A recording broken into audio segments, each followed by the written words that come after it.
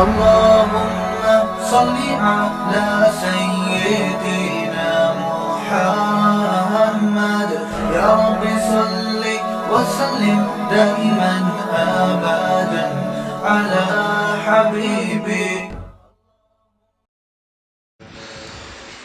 الحمد لله نحمده ونستعينه ونستغفره ونؤمن به ونتوكل عليه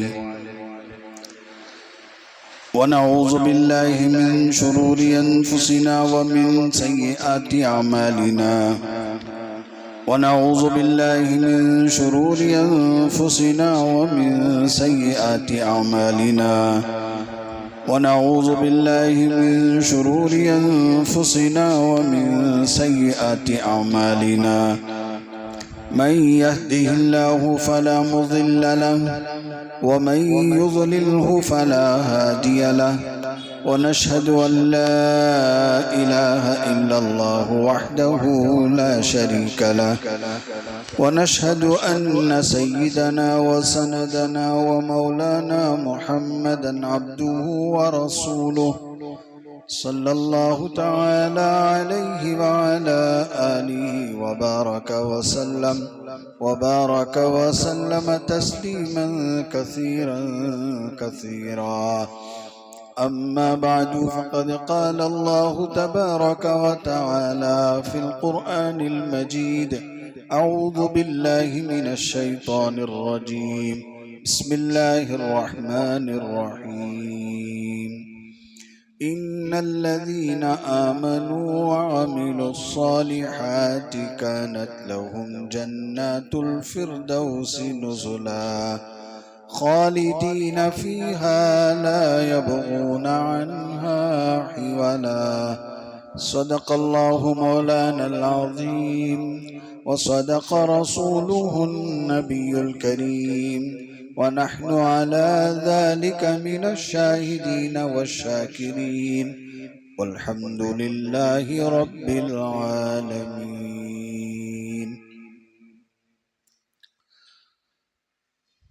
بزرگان محترم، حاضرین کرام، اسلامی مہینوں میں سے وہ مبارک مہینہ شعبان المعظم کا شروع ہو چکا ہے. شعبان المعظم کا مہینہ جو کہ رمضان سے بالکل ملا ہوا مہینہ ہے، اس لیے اس کو رمضان کا مقدمہ کہا جاتا ہے یا رمضان کا استقبال کرنے والا مہینہ کہا جاتا ہے.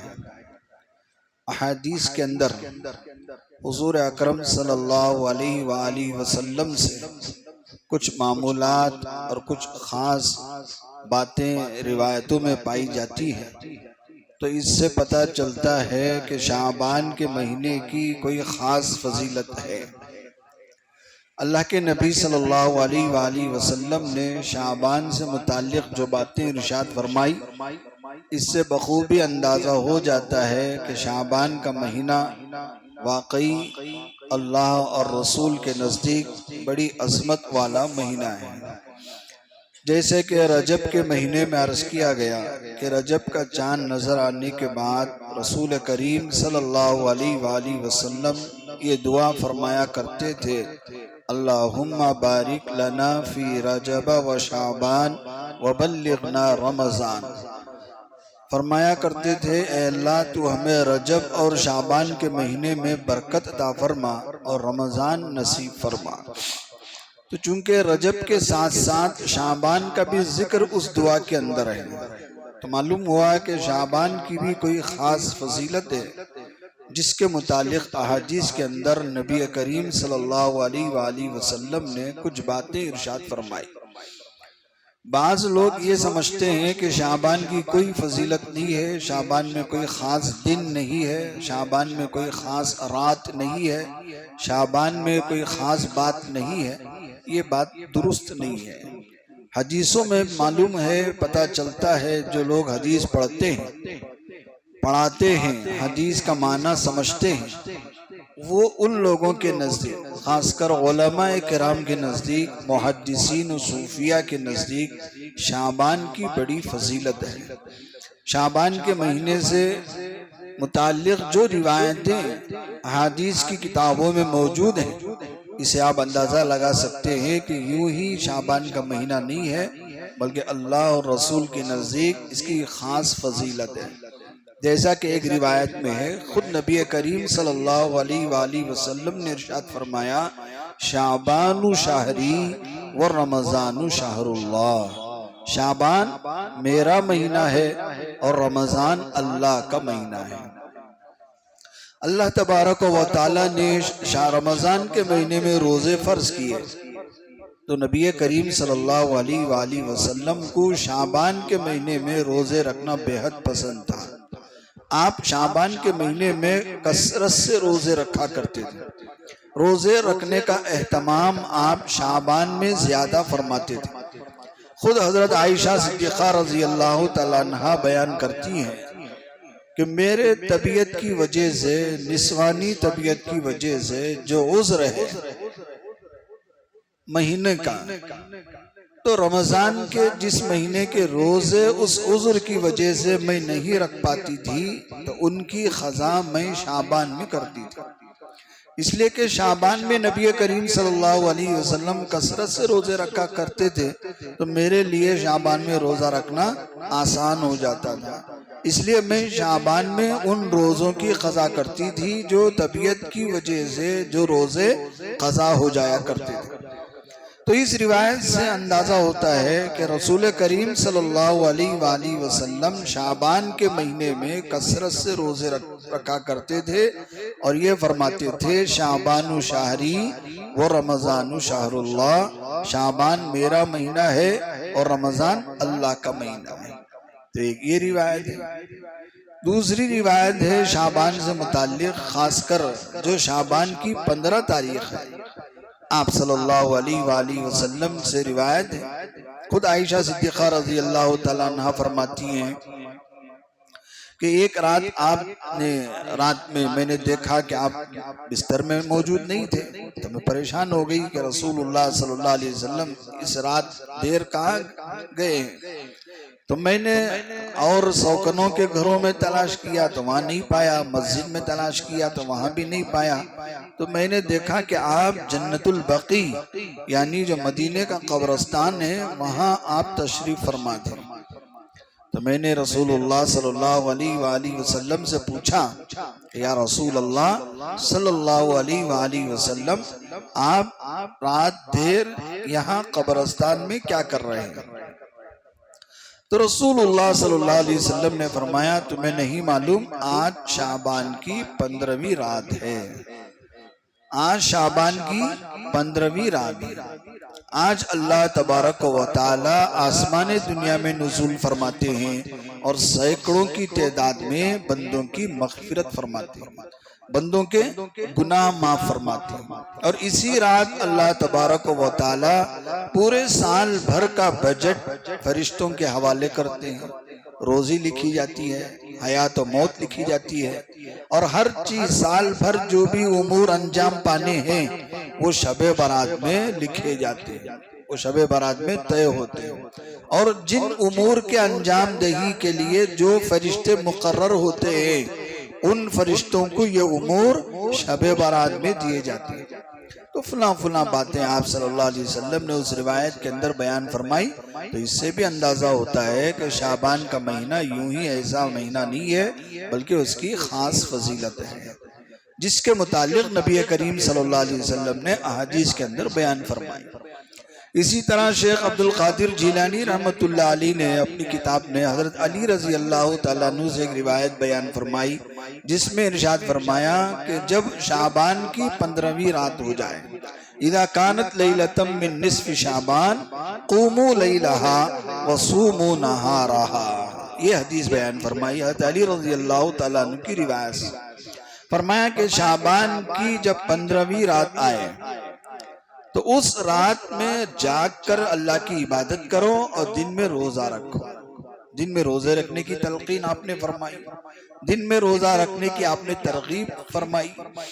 تو اگرچہ یہ روایت سند کے اعتبار سے علماء نے کمزور کہا ہے، لیکن جب 3 4 5 6 بلکہ 17 روایتیں جمع ہو جائے حدیثوں میں شعبان سے متعلق، تو اس حدیث کی جو کمزوری ہے، اس حدیث کا جو ضعف ہے، علماء اکرام اس اصول کو جانتے ہیں کہ وہ ضعف ختم ہو جاتا ہے جب بڑے بڑے علماء اور بڑے بڑے صحابہ یہ بیان کرے کہ شعبان میں رسول اللہ صلی اللہ علیہ وسلم کا یہ معمول تھا، تو حدیث بھلے سند کے اعتبار سے کمزور کیوں نہ ہو، وہ کمزوری خود بخود ختم ہو جاتی ہے، اس لیے کہ صحابہ کا یہ معمول تھا۔ تو پتہ چلتا ہے کہ شعبان کا مہینہ خاص فضیلتوں کا حامل ہے۔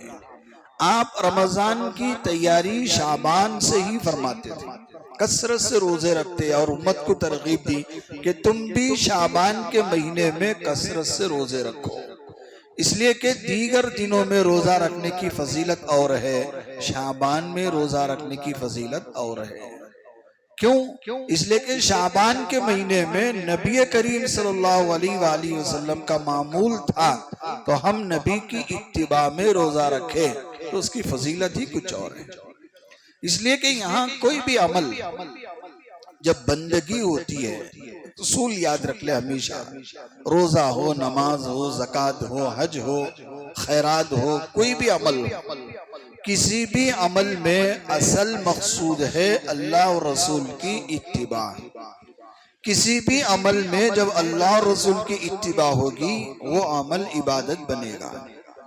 کسی بھی عمل میں اللہ اور رسول کی اتباع نہیں ہوگی، وہ حج میں بھی جائے گا لیکن ثواب نہیں ملے گا، لیکن کیا نہیں ہے؟ اللہ اور رسول کی اتباع نہیں ہے۔ اللہ اور رسول کی پیروی ہی اصل مقصود ہے۔ نہ نماز میں کچھ رکھا ہے، نہ روزے میں کچھ رکھا ہے۔ نماز رکعت باندھنے سے لے کر سلام پھیرنے تک اٹھنے بیٹھنے کی ایک شکل ہے، ورنہ اصل اس کی جو جان ہے وہ اللہ رسول کی پیروی ہے۔ اگر اللہ رسول کی پیروی نہ ہو تو وہ اٹھنا بیٹھنا سب بیکار ہے۔ تو معلوم ہوا روزہ صبح صادق سے لے کر غروب آفتاب تک بھوکا رہنا یہ روزہ ہے، یہ روزے کی ایک شکل ہے۔ اس روزے کے اندر اللہ رسول کی پیروی ہوگی تو یہ روزہ عبادت بنے گا۔ اگر روزے کے اندر اللہ رسول کی پیروی نہیں ہوگی تو آپ صلی اللہ علیہ وسلم نے فرمایا اسے بھوکا رہنے کے سوا کچھ بھی حاصل نہیں ہوگا۔ اگر روزے میں کچھ پانا ہے تو اللہ رسول کی پیروی کرو، اللہ اور رسول کی اتباع کرو۔ نہ کھانے میں کچھ رکھا ہے، نہ بھوک میں کچھ رکھا ہے۔ بھوکا رہنا ہے تو اللہ کی مرضی سے، کھانا ہے تو اللہ کی مرضی سے۔ آپ صبح صادق سے لے کر غروب آفتاب تک بھوکے ہیں اس لیے کہ یہ اللہ کا حکم ہے۔ اب غروب آفتاب ہو گیا، افطاری کا وقت آ گیا، اب آپ بھوکے اپنے خوشی سے نہیں رہ سکتے۔ کس نے کہا آپ کو بھوکا رہنے کے لیے؟ حدیث میں ہے کہ جب افطاری کا وقت ہو جائے تو کھانے میں کیا کرو؟ جلدی کرو۔ جلدی کرنے کا حکم کیوں ہے؟ جلدی کرنے کا حکم اسی لیے ہے کہ اللہ کا حکم غروب آفتاب تک بھوکے رہنے کا ہے۔ جیسے سورج غروب ہو گیا اب آپ کو کھانا فرض ہے، بھوکا رہنا فرض نہیں ہے۔ اب آپ کو کھانا عبادت ہے، بھوکا رہنا عبادت نہیں ہے۔ تو یہ ہے حکم، نہ بھوکے رہنے میں کچھ رکھا نہ کھانے میں کچھ رکھا۔ اللہ کا حکم ہے بھوکا رہو تو بھوکے رہو، اللہ کا حکم ہے اب کھاؤ تو کھاؤ۔ یہ نہیں کہہ سکتے کہ میں اب نہیں کھاتا بعد میں کھاؤں گا، نہیں، کس نے کہا آپ کو بھوکا رہنے کے؟ کسی بھی عمل میں کمی یا زیادتی اللہ اور رسول کو پسند نہیں ہے۔ اب اپنی طرف سے 2 منٹ دیر کر رہے ہیں تو آپ کیا کر رہے ہیں؟ اللہ کے حکم میں زیادتی کر رہے ہیں۔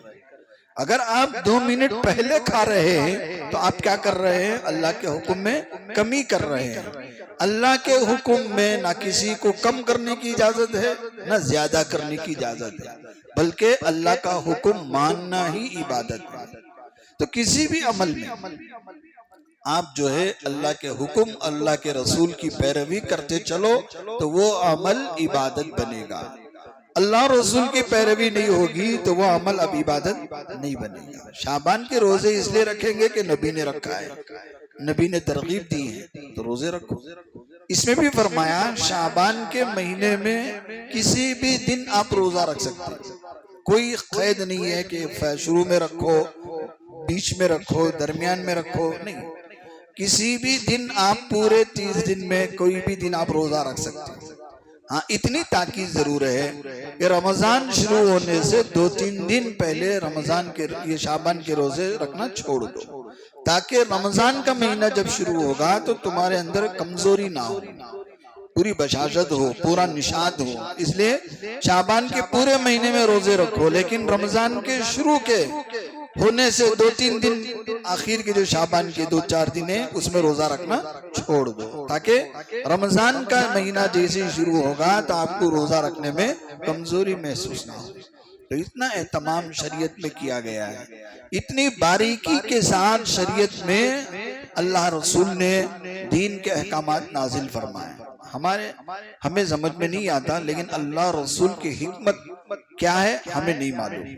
اللہ تبارک و تعالی سب سے بڑے حکیم ہیں، حکیم و دانا، ان سے بڑا کوئی حکیم و دانا نہیں ہے، اس لیے کہ وہ ہمارا پیدا کرنے والا ہے۔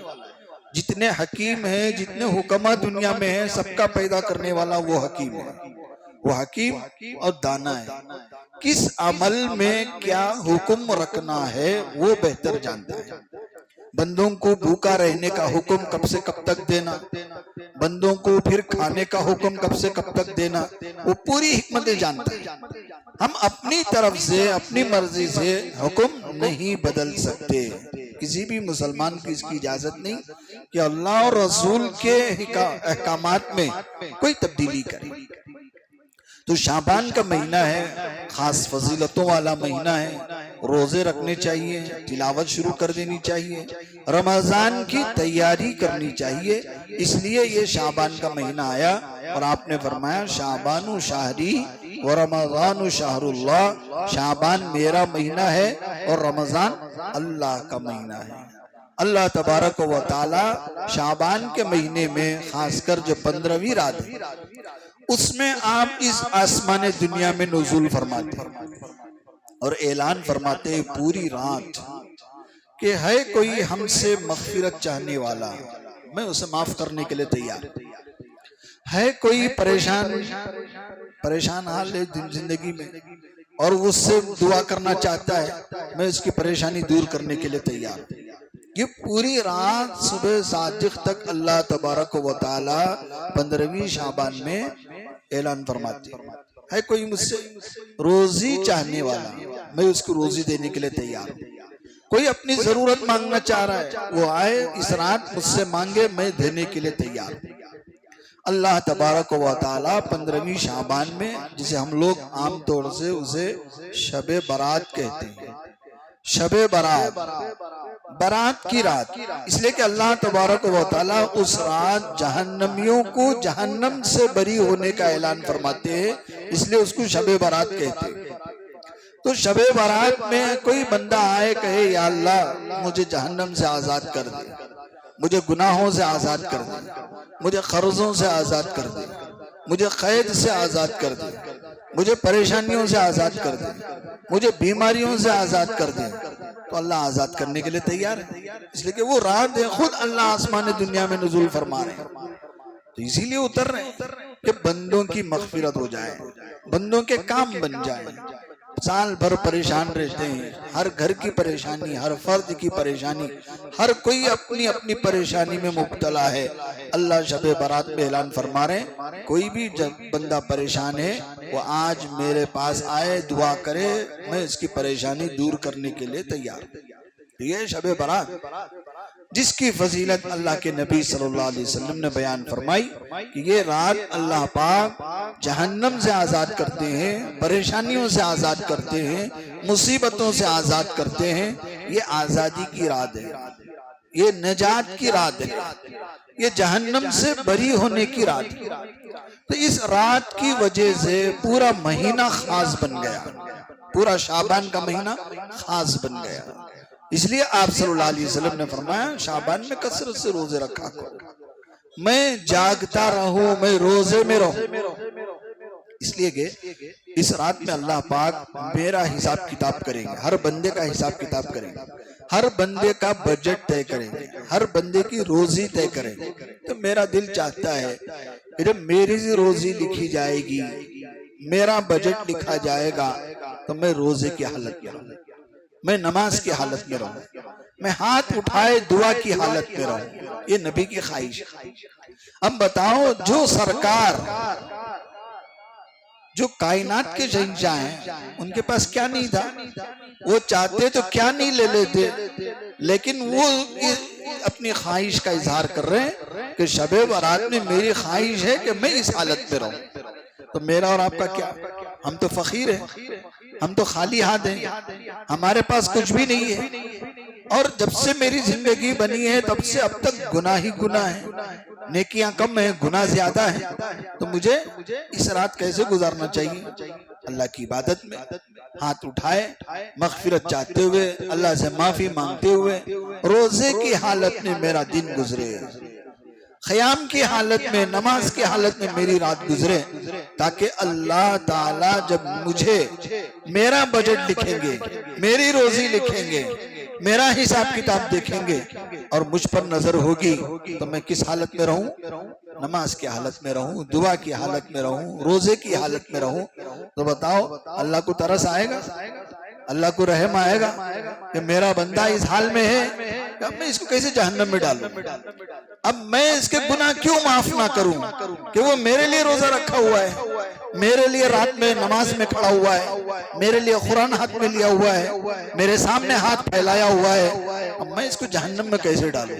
یہی تو راز ہے، نبی بتا رہے ہیں، یہ راز ہے بندے اور خدا کا، کہ جب شب برات آ جائے، بلکہ شعبان کی ہر رات بندہ تھوڑی دیر نماز میں گزارے، دعا میں گزارے، اللہ سے معافی میں گزارے، کہ پورا مہینہ جب بندہ اس حال میں گزارے گا تو خدا کو رحم آئے گا، خدا کو ترس آئے گا، خدا جو ہے اپنے ہماری زندگی بدلنے کے فیصلے کرے گا۔ کب تک یہ زندگی جیو گے؟ کبھی تو اللہ سے مانگو کہ یا اللہ یہ زندگی بدل دے، میری حالتیں بدل دے۔ میرے بھائیوں، ہماری زندگی طے شدہ نہیں ہے۔ اللہ کے نبی صلی اللہ علیہ وسلم نے فرمایا، بندے کی زندگی بدل سکتی ہے تو وہ دعا بدل سکتی ہے۔ بندے کی زندگی اگر کوئی چیز بدل سکتی ہے تو دعا بدل سکتی ہے۔ شعبان کی راتوں میں کھڑے ہو جاؤ اللہ کے پاس اور اللہ سے دعا کرو، مانگو، یا اللہ میں کب سے پریشان ہوں، یا اللہ میں کب سے جو ہے پھر رہا ہوں، سرگرداں ہو رہا ہوں، ادھر ادھر بھٹک رہا ہوں، میری زندگی بدل دے، میری کایا پلٹ دے، میری تقدیر بدل دے۔ تو اللہ بدلنے کے لیے تیار ہے۔ لا يرد القضاء الا الدعاء، آپ نے فرمایا تقدیر کوئی چیز نہیں بدل سکتی، ہاں ایک دعا ایک چیز ہے جو بدل سکتی ہے۔ خدا سے مانگ لو، اپنی زندگی بدل لو، کہ جب خدا خود کہہ رہا ہے آؤ اپنی زندگی بدلنا ہے تو آج بدل لو، زندگی اپڈیٹ کرو بھائی۔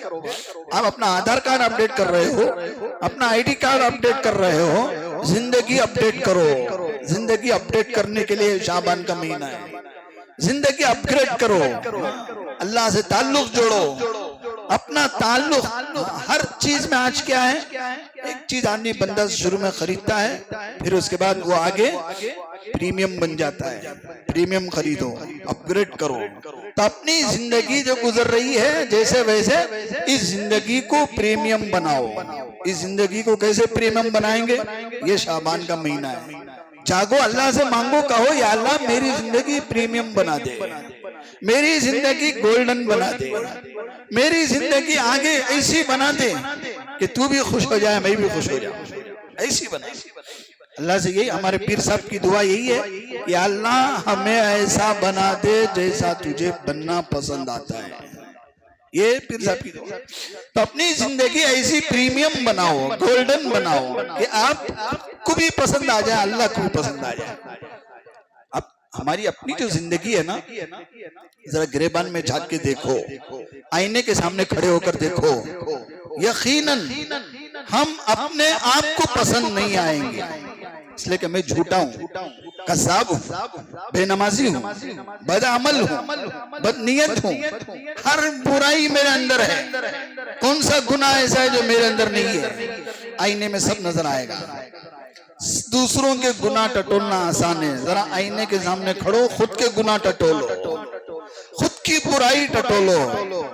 تو میرے بھائیوں جب اس آئینے کے سامنے کھڑے ہو کر خود کو دیکھو گے تو خود یہ طے کرو گے کہ میں ٹھیک نہیں ہوں, میں صحیح نہیں ہوں, میں اچھا نہیں ہوں, مجھے خود میں پسند نہیں آ رہا ہوں.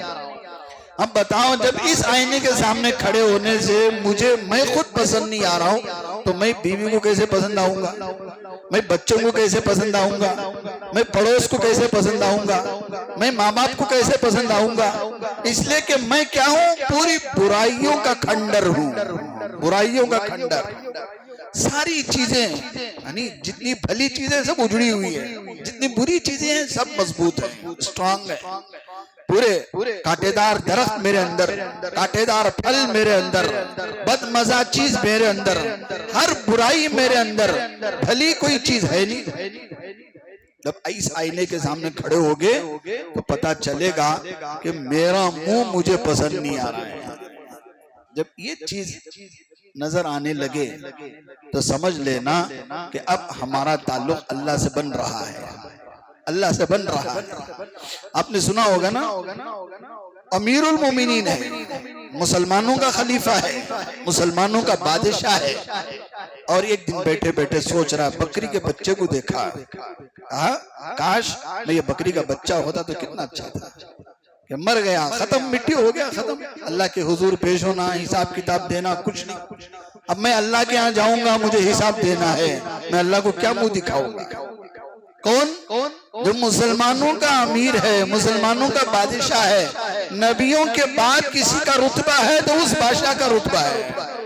حضرت صدیق اکبر رضی اللہ تعالیٰ, وہ کیا کہہ رہے ہیں کہ میں کاش بکری کا بچہ ہوتا تو اچھا تھا. کبھی کبھی دیکھا جسم کے بال کھڑے ہوئے ہیں, یہ جو رونگٹے کہتے ہیں نا, جسم کے ہاتھ کے بال, ان بالوں کو دیکھا اور کہا کاش میں یہ بال ہوتا تو کتنا اچھا ہوتا.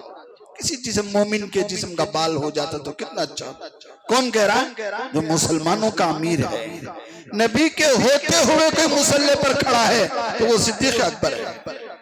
نبی کے ہوتے ہوئے, نبی کے ہوتے ہوئے کوئی مسلمانوں کا امام بنا تو وہ صدیق اکبر بنا. ایسا امام کیا کہہ رہا ہے کہ بال ہو جاتا تو کتنا اچھا. عمر فاروق یہ دوسرے بادشاہ مسلمانوں کے, ایک بار روتے روتے کہنے لگے کاش میں پیدا ہی نہ ہوا ہوتا تو کتنا اچھا تھا, کاش میں پیدا ہی نہ ہوا ہوتا. کون کہہ رہا ہے؟ مسلمانوں کا بادشاہ, جس کے بارے میں نبی نے کہا کہ میرے بعد کوئی نبی آنے والا نہیں ہے, آتا تو عمر ہوتا, میرے بعد کوئی نبی آنے والا نہیں ہے, اگر آتا تو عمر ہوتا. نبی کا مقام رتبہ مل جاتا عمر کو, یہ مقام ہے. اور خود کے بارے میں جب آئینے میں کھڑے تو کیا نظر آ رہا ہے کہ کاش میں پیدا ہی نہ ہوتا تو کتنا اچھا تھا. تو اس آئینے کے سامنے ہر بندے کو کھڑا ہونا چاہیے, مجھے بھی کھڑا ہونا چاہیے, آپ کو بھی کھڑا ہونا چاہیے. اس کو کہتے ہیں اپنا محاسبہ کرو, اپنا حساب کرو.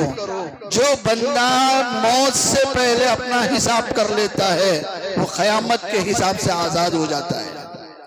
قیامت کے حساب سے, مرنے سے پہلے اپنا حساب کرو, ورنہ قیامت کا دن آئے گا, آپ کی کتاب آپ کے ہاتھ میں دی جائے گی اور کہا جائے گا اقرأ کتابک, اب پڑھ تیری کتاب. دنیا میں بار بار بولے پڑھیا نہیں, اب پڑھ.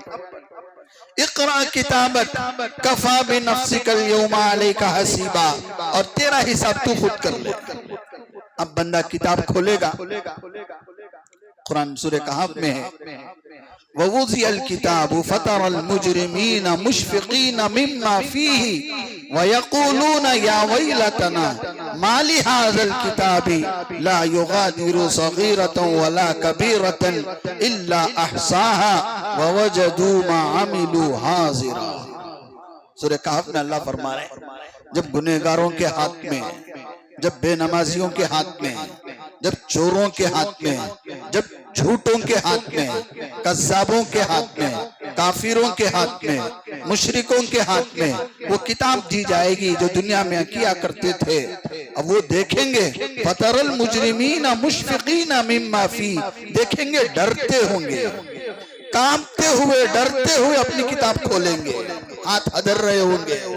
संभालने हो नहीं होगा किताब को, कांपते हुए डरते हुए किताब खोलेंगे, देखेंगे माली हासिल किताब, अरे ये क्या अजीब किताब है, ला युगादिरु सगीरतन वला कबीरा, ना छोटा गुनाह छोड़कर है ना बड़ा गुनाह छोड़कर है, सारे गुनाह लिखे हुए हैं, मजाक में किए हुए गुनाह भी लिखे हुए हैं, खेल खेल में किए हुए गुनाह भी लिखे हुए हैं, बस यूं ही एंजॉय करने के लिए किए हुए गुनाह भी लिखे हुए हैं, बस एंटरटेनमेंट के लिए किए हुए गुनाह भी लिखे हुए हैं, सब मजे के लिए किए हुए गुनाह भी लिखे हुए हैं, सारा का सारा मौजूद है।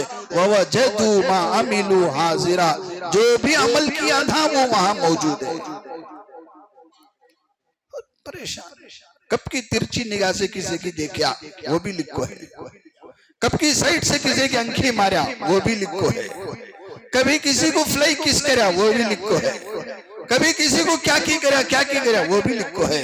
ववजदू मा अमिलू हाजिरा, जो भी किया सब मौजूद है। अब बंदा परेशान हो जाएगा, अब मेरा क्या फैसला होगा, क्या फैसला होगा, वही फैसला अल्लाह तबारक व तआला ने फरमाया, जब बंदों के अच्छे अमाल भारी होंगे तो उसे जन्नत में भेजा जाएगा, अगर बंदों के बुरे अमाल भारी होंगे तो जहन्नम में भेजा जाएगा। व अम्मा मन खफ्फत मवाजीनु, किसी का तराजू का पलड़ा नेकियों का हल्का हो गया, यानी गुनाहों का भारी हो गया, तब उसे जहन्नम में डाला जाएगा। ये सूरह अल-कारिया में है, फअम्मा मन सकुलत मवाजीनु फहुवा फी ईशतिर राज़िया, जिसका नेक आमाल का पलड़ा भारी होगा वो खुशी खुशी, अल्लाह भी राजी होंगे वो भी राजी होगा, जन्नत में जाएगा। फहुवा फी ईशतिर राज़िया व अम्मा मन खफ्फत मवाजीनु, और जिसके नेक आमाल का पलड़ा हल्का होगा, गुनाहों का पलड़ा भारी होगा, फउम्मुहु हाविया, उसका ठिकाना हाविया होगा, उसका मकाम हाविया होगा। वो क्या है हाविया? वमा अदराका मा हिया, अरे तुझे मालूम है हाविया क्या चीज है? मालूम है? अल्लाह खुद आगे फरमा रहे हैं, नारुन हामिया, धक्काई गई भड़काई गई जहन्नम की गर्म खवलती हुई आग है हाविया। ये वंडरला नहीं बोल रहा हूं मैं, ये पार्क नहीं बोल रहा हूं, ये कपन पार्क नहीं है, ये लालबाग नहीं है, हाविया, नारुन हामिया, कहा खवलती हुई भड़कती हुई गर्म आग है, जहन्नम है, उसको डाला जाएगा जिसके नामे अमाल में नेकियां कम होंगी, गुनाह ज्यादा होंगे। अब बताओ, मेरे और आपके पास एक नामे अमाल मुझे खुद मालूम है, मेरा हिसाब मुझे सब मालूम, नेकियां कितने हैं, बुराइयां कितने हैं, गुनाह कितने हैं, अच्छे काम कितने, सब मालूम। आज ही फैसला कर लो कि मुझे नेकियों के पलड़े को भारी करना है, गुनाहों के पलड़े को खाली करना है, तो दुनिया यानी क़यामत के दिन आसान हो जाएगा। अगर यहाँ फैसला नहीं करोगे, अरे जो देख लेंगे बाद में देख लेंगे, तो वो दिन आप जरूर देखेंगे, दिखाएंगे अल्लाह, यही तो देखना चाहता था ना। अरे दुनिया में बोलता था ना, देखेंगे जाओ जी, देख लेंगे जाओ जी, कहाँ जा रही, कहाँ भाग जा रही, जाओ देख लेंगे, अल्लाह जरूर दिखाएंगे, वो दिन जरूर दिखाएंगे कि मेरे बंदे जो दिन तू देखना चाहता था ना, अब देख ले, तेरे गुनाहों का पलड़ा भारी है, नेकियों का पलड़ा हल्का है। नारुन हामिया, तेरे लिए हामिया तैयार है, जहन्नम की आग तैयार है। तो ये अल्लाह हम सबकी उस आग से हिफाजत फरमाए। जीते जी मेरे भाइयों ये तय कर लो कि मुझे नेक कामों की तरफ आना है, बुरे कामों से दूर होना है, तो जिंदगी आसान। जिंदगी हल करने का सल्यूशन यही है कि आदमी, खासकर हम मुसलमानों की बात कर रहा हूं, हम भाइयों की बात कर रहे हैं, किसी और की छोड़ो, जो गैर हैं उनके नजदीक उनका सल्यूशन पैसा है, उनका सल्यूशन कुर्सी है, उनका हल दौलत है, जायदाद है, सब है, लेकिन मेरा और आपका हल पैसा दौलत कुर्सी कुछ नहीं है, मेरा और आपका हल नेक अमाल है। اچھے اعمال ہیں سب بھلا ہے، اچھے اعمال نہیں ہیں، برائیاں ہیں، گناہ ہے، نمازوں سے دور ہیں، اللہ کے گھر سے دور ہیں، تو پریشانی ہے، کرسی ہوتے ہوئے پریشانی ہے، عہدہ ہوتے ہوئے پریشانی ہے۔ میرے اور آپ کے لیے یہ دنیا نہیں ہے، میرے اور آپ کے لیے جنت ہے، میرے اور آپ کے لیے آخرت کی زندگی ہے۔ یہ جو زندگی ہے بس اس زندگی کو بنانے کے لیے جو مرنے کے بعد آنے والی ہے، دنیا کی زندگی میرے لیے نہیں ہے۔ اللہ قرآن مجید میں نبی کریم صلی اللہ علیہ وسلم سے فرمایا وَلَا تَمُدَّنَّ عَيْنَيْكَ إِلَى مَا مَتَّعْنَا بِهِ أَزْوَاجًا مِّن زَهْرَةِ الْحَيَاةِ الدُّنْيَا۔ نبی جی آپ ان کافروں کی طرف نظر اٹھا کے مت دیکھیں کہ ہم نے ان کو کرسیاں دے دی، ہم نے ان کو عہدہ دے دیا، ہم نے ان کو حکومتیں دے دی، ہم نے ان کو دولت دے دی، ہم نے ان کو پیسہ دے دیا، ہم نے ان کو وہ دے دیا وہ دے دیا۔ یہ دنیا کی چند دن کی رونقیں ہیں، چند دن کی۔ مرنے کے بعد یہ لوگ دنیا کے لیے عبرت کا نشان بننے والے ہیں، جیسے نمرود ہے، قارون ہے، شداد ہے، فرعون ہے، یہ لوگ بنیں گے بعد میں عبرت کا نشان۔ بعد والے دیکھیں گے کہ جو لوگ جن کے اشاروں پر بڑی بڑی قیمتی کاریں آ جاتی تھی، بڑی بڑی فلائٹیں آ جاتی تھی، آج بے بس زمین میں مٹی ہو کر پڑے ہوئے ہیں، ان کی کوئی حیثیت نہیں ہے۔ لیکن ایک مسلمان جو کسی کھیتی باڑی کرنے والے جنگل میں رہتا تھا، بکریاں چراتا تھا، لیکن نماز کا وقت آتے ہی وہ اذان دے کر نماز پڑھ لیتا تھا، جب اس کی موت ہوئی وہ مٹی کے اندر گیا، قبر میں اس کا گھر اتنا روشن ہے، اتنا روشن ہے کہ فرشتے اس کے گھر کو دیکھ کر رشک کر رہے۔ یہ کون بندہ ہے؟ دنیا کا منسٹر نہیں تھا، وہ دنیا کا دولت مند آدمی نہیں تھا، ایک کسان، ایک چرواہا جو اللہ کے حکم کو اس جنگل میں بھی پورا کرتا تھا۔ اللہ نے اس کے گھر کو اتنا منور بنایا کہ فرشتے رشک کر رہے۔ تو میرا اور آپ کا گھر ہے مٹی کے نیچے، اس گھر کو بنانا ہے۔ ہم زمین کے اوپر کے گھر بنانے کے چکر میں لگے ہوئے ہیں، 1 2 10 گز نیچے والا گھر بنانے کی ہمیں کوئی پرواہ نہیں۔ تو یہ شعبان کا مہینہ اس گھر کو بنانے کے لیے، اس آخرت کو بنانے کے لیے، اجر کو کمانے کے لیے، ثواب کو حاصل کرنے کے لیے یہ مبارک مہینہ آیا ہے۔ اجر زیادہ ہے، کام کم ہے، ثواب زیادہ ہے، کام تھوڑا ہے، مزدوری زیادہ ہے۔ نبی کریم صلی اللہ علیہ وآلہ وسلم نے اللہ تعالیٰ سے یہی خواہش فرمائی کہ میری امت کے کام آسان ہونا چاہیے، ثواب زیادہ ہونا چاہیے۔ تو شعبان میں آپ کثرت سے روزہ رکھتے تھے، اور ہم کو بھی فرمایا کہ تم بھی کثرت سے روزے رکھو تاکہ رمضان کے آنے سے تمہارے لیے کوئی پریشانی دقت نہ ہو، ایک عادت بن جائے، ایک تمہارا دن بھر کا ایک جو روٹیشن ہے، تمہارا آنے جانے کا جو بھی تمہارا کام دھندا ہے، معمولات ہے، وہ رمضان تک برابر ہو جائے، رمضان کے روزے رکھنے میں کوئی فرق نہ ہو۔ اس لیے کہ جیسے رمضان آئے گا تو تمہیں روزے رکھنے ہوں گے، رات کو تراویح پڑھنی ہوگی، قرآن پڑھنا ہوگا، کوئی دقت نہ ہو، اس کے لیے شعبان سے تیاری۔ اس لیے علماء فرماتے ہیں کہ شعبان کا مہینہ دراصل رمضان کا استقبال ہے، رمضان کا مقدمہ ہے، رمضان کا مقدمہ۔ جیسے کسی جگہ جنگ میں جانا ہے یا کسی جگہ پروگرام کرنا ہے، اس پروگرام کے شروع ہونے سے پہلے ایک ٹیم جاتی ہے، جا کے اس جگہ کا جائزہ لیتی ہے، تاکہ جیسے ہی جلسہ شروع ہوگا، پروگرام شروع ہوگا، کوئی دقت نہ ہو، کوئی کمی نہ ہو۔ تو وہ جو ٹیم پہلے جاتی ہے اسے عربی میں مقدمۃ الجیش کہتے ہیں۔ لشکر سے پہلے ایک لشکر جاتا ہے، چھوٹا سا لشکر، ایک ٹیم جانے سے پہلے چھوٹی ٹیم جاتی ہے اور جا کے حالات کا جائزہ لیتی ہے، تاکہ جب اصل کام شروع ہوگا کوئی دقت نہ ہو، پریشانی نہ ہو، کمی نہ ہو۔ تو رمضان آنے سے پہلے یہ شعبان آ گیا تاکہ رمضان میں آنے سے کوئی دقت، کوئی کمی پیشی نہ ہو، اس کی تیاری ہم سب کو کرنا ہے۔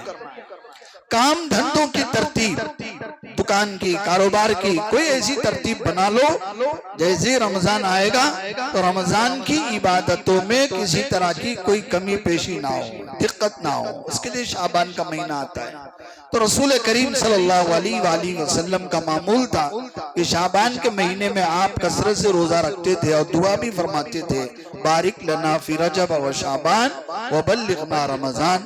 رمضان حاصل کرنے کی آپ دعا فرماتے تھے، ہمیں اور آپ کو بھی اس کا معمول کرنا چاہیے اور شعبان المعظم کی ہمیں واقعی قدر کرنی چاہیے۔ جتنا ہم قدر کریں گے اتنا ہم ثواب زیادہ کمائیں گے، اور رمضان آئے گا تو کوئی دقت نہیں ہوگی۔ تو رمضان کا، شعبان کا پیغام یہی ہے کہ ہم رمضان کی تیاری شعبان کے مہینے سے شروع کر دیں۔ کھانے پینے کا نظام، کاروبار کا نظام، سونے کا نظام، اپنے جو بھی معمولات ٹائم ٹیبل بنے ہوئے ہیں اس کی ایک ترتیب بنا لو۔ کام ترتیب دینے سے آسان ہوتا ہے، ترتیب نہیں دو گے بے ترتیب کام آسان نہیں ہوتا اور پورا بھی نہیں ہوتا، وہ کام ہمیشہ ادھورا رہ جاتا ہے۔ اسی لیے رسول کریم صلی اللہ علیہ وسلم نے امت کو تعلیم دی کہ شعبان کے مہینے ہی سے رمضان کی تیاری کرو۔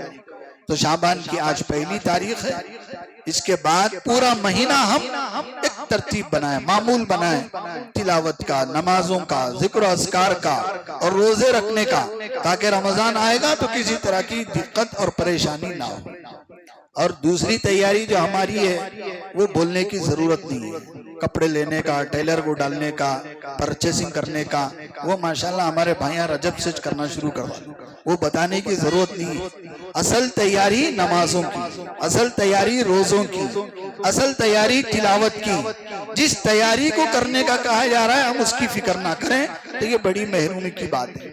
اللہ پاک ہم سب کو یہ دونوں مہینوں کی قدر کرنے کی توفیق عطا فرمائے، زیادہ سے زیادہ خیر اور ثواب کے کام میں آگے آنے کی توفیق عطا فرمائے، سستی، کاہلی اور غفلت سے ہماری پوری حفاظت فرمائے، نمازوں آنے سے پوری فرمائے، آپ کے کاروبار اور تجارت میں خوب ترقی اور برکت عطا فرمائے۔ وآخر دعوانا ان الحمدللہ رب العالمین۔